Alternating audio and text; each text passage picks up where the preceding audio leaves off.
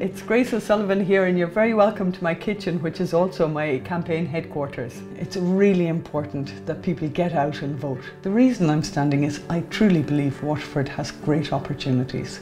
I feel as determined today in 2016 as I did when I joined Greenpeace in 1983.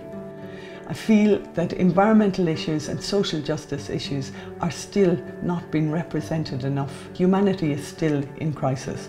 And here in Ireland particularly, even though we have economic recovery, we still see that there are huge social problems in our communities and in the environment. I grew up here in Tramore, County Waterford. I was a member of the RNLI in Tramore, a member of the Sea and Cliff Rescue. I went to sea at the age of 20 with Greenpeace International.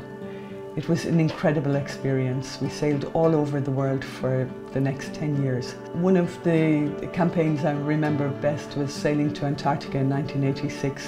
We campaigned against the exploitation of fossil fuels from Antarctica, and we also started to see the evidence then of the impact of climate change because the glaciers were starting to melt. That time in 1985 that many people will remember that the ship I was on, the Rainbow Warrior, was bombed in New Zealand. After 10 years sailing around the oceans of the world, including Ireland on a number of occasions to protest against the dumping of radioactive waste at Sellafield, I had my first daughter in 1991, and it was then that I really started working in the office in Greenpeace International. From there I was promoted to the Human Resource Manager of Greenpeace International, and at that time we had a staff of 5,000 worldwide. When I came back to Ireland in 2000, I really applied myself to bringing up my children, and I also went back to education. I also have been involved in business startups, T-Bay Surf Centre and Cafe, which many people will know me from. More recently, a new startup business, which is in the tour sector, the sailing ship Ryan Baru. So we're offering sailing cruises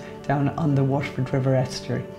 It's 2016. I feel the same passion and drive that I did in 1983. I'm loaded with energy. My children are almost raised, and I'm ready to stand up for the people of Waterford and bring that voice of the people of Waterford and this voice of activism and energy into the Dáil.